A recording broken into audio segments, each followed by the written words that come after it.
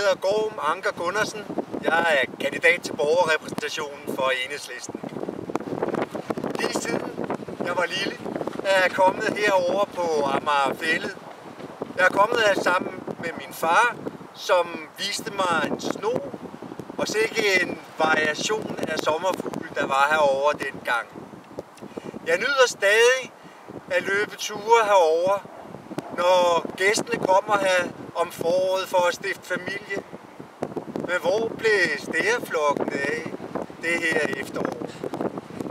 Fælleden er blevet mindre, og dyrelivet og floraen er blevet mindre varieret. Og nu vil overborgmester Frank Jensen punktere Amagers grønne lunge. Det vil han gøre med et trafikspring.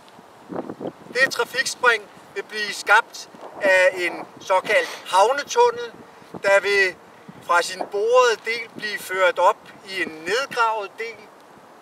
Heromme bag mig, hvor Tjørnekrat og Pil og Birkelund må vige for denne nedgravede tunnel, der så skal føres ud i forgreninger.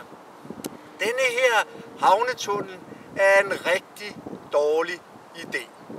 Det er ikke bare Bryggens beboere og Sundbys beboere, der vil blive generet af flere biler. Vi vil i det hele taget få mere CO2-udledning til atmosfæren. Den tager ikke hensyn til almenvældet, fordi københavnernes sundhed vil blive belastet af yderligere forurening. Børnene vil få sværere ved at færdes frit i miljøet, fordi de vil blive mødt af barrierer af biler flere steder.